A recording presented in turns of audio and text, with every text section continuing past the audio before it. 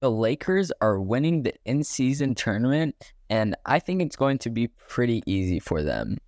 I mean, they are basically undisputedly the best in-season tournament team in the league and one of the best teams, period, in the league because they're currently holding the 4th spot in the Western Conference, and they've done all of this without Jared Vanderbilt, who came back last night.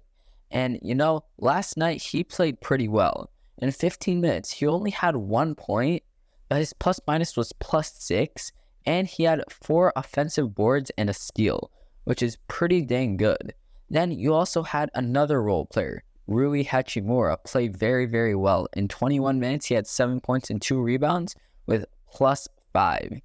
The Lakers are only behind the Nuggets, the Timberwolves, and the Thunder, which is pretty impressive considering that those teams are very young and have been good for a while the Lakers were pretty bad the last 2 seasons. They're currently 5-0 in the in-season tournament, which is very impressive considering that if the in-season tournament wasn't a thing, they would currently have a losing record.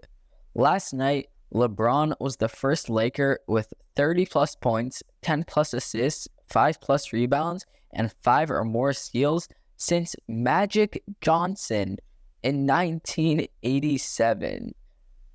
Yeah, 1987. Isn't that just a crazy stat? The oldest player in the NBA is putting up crazy numbers. And speaking of those crazy numbers, he had 31 points, but 15 of those came in the 4th quarter. Here is every Lakers bucket in the 4th quarter. We start off with 2 LeBron free throws, then LeBron assist, LeBron jumper, LeBron layup, LeBron 3, LeBron assist, LeBron 2 free throws, a LeBron fadeaway, a LeBron layup, and then you had the clutch Austin Reeves 3 and an AD free throw to seal the game. This is absolutely crazy, guys. LeBron, at 38 years old, is still dominating the league and he is as good as he has ever been, if not better. Now, you guys might have seen the controversy around the timeout that was called last night. And if you guys haven't, I'm going to break it down real quick. Basically, with about 7 seconds left in the game, the Lakers and the Suns are fighting for the ball, and Austin Reeves gets his hand on the ball, and LeBron calls a timeout for him. However, many people thought that he wasn't actually in possession of the ball and that the refs rigged this game. But actually, the NBA refs today acknowledged 3 incorrect calls in the last 2 minutes of last night's game. All of those 3 incorrect calls actually benefited the Suns, which means that the Lakers should have won this game by a lot more. Firstly, you had Grayson Allen fouling Austin Reeves, then KD fouling LeBron, and Nurkic fouling AD. And to make things worse, 2 of these were shooting fouls. Kind of crazy, guys, and crazy that the NBA didn't call any of this. But it's not only the star power up top which helps the Lakers be such a good team, because between LeBron and AD, they have probably the best 1-2 punch in the league behind maybe the Sixers. But LeBron, he was just ranked by Bleacher Report the 9th best player in the NBA, and Anthony Davis as the 12th best player. So this is a really good team. Now you factor in D'Angelo Russell, you factor in Austin Reeves, Taurean Prince, all of those guys, and you have a very good team. But it's the Lakers bench rotation that's really, really good. Because currently they have Austin Reeves, Max Christie, Rui, Jared Vanderbilt, Christian Wood, and Jackson Hayes, all coming off of the bench. And this doesn't even account for the injured players they have like Gabe Vincent. So, yeah, guys, this Lakers team might look like it's just star-studded, but it's actually really, really deep. This season, it's been a pretty even punch from everyone on the team. LeBron is averaging 25 points, Anthony Davis with 23, then D'Lo, Austin Reeves, Rui Hachimura, and Taurean Prince all just over 10. Meanwhile, rebounds, you have Anthony Davis almost leading the league with a crazy 12.6 per game. Then you have LeBron, Christian Wood, Jared Vanderbilt, and Austin Reeves. Assists is possibly the only thing that this team struggles on because they're really bad at passing the ball and their play style is more of an ISO style, which explains why the highest person averaging assists in the game is LeBron with 6.6, which is very low if you look at other people. But if you look at the assist to turnover ratio, you have Gabe Vincent with 6.0, which although he's only played 4 games, is the highest in the league. So you have to kind of be impressed with that.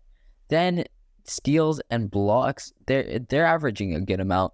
Anthony Davis is actually averaging 4 stocks per game, which is a league high. So this team is just very, very good. Now, you might be wondering, why did they go 13-9 over these past 20 games to start the season? Well, I think that the answer is just bad luck. Because they've faced so many injuries and they've honestly faced the best teams in the league. Because as you can see by the Lakers, when they need to play well, they can turn on the Jets. I mean, Anthony Davis said in a post-game interview last night that every game felt like a playoff game for them this season, which is a pretty bold thing being said from a guy who has literally won the NBA Finals before. And now the bulk of the video, why I think that the Lakers are winning the in-season tournament. Their matchup for, I think it's 3 days from now, is against the Pelicans. Now, that might be a tough game, but I honestly see them walking out of there. The Pelicans, of course, just got CJ McCollum back, and they've been playing very, very well this season, with guys like Zion and Brandon Ingram really carrying the load, but other people also contributing out there, like Jose Alvarado, and just other good players, right? But the Lakers are just so much deeper, and their star power is better. So I'm not really sure what the Pelicans have them beaten. The Lakers have a really, really good defense, and they have a pretty good offense. While the Pelicans' offense is good, but their defense is kind of mid, which really sets them back a lot. Meanwhile, on the Eastern Conference side of things, you have the Indiana Pacers versus the Milwaukee Bucks. Yes, the Pacers have an incredible offense. They rank first all-time in efficiency, but they're also generating 10 points more per 100 possessions than the current league average, which is the second highest gap in nearly 25 years. However, the Bucks are just a much better team. They have Giannis, they have Dame, and they're basically unstoppable. So now we narrowed it down to a Bucks versus Lakers final. And honestly, this might be what happens in the NBA Finals itself. So this might just be a sneak peek.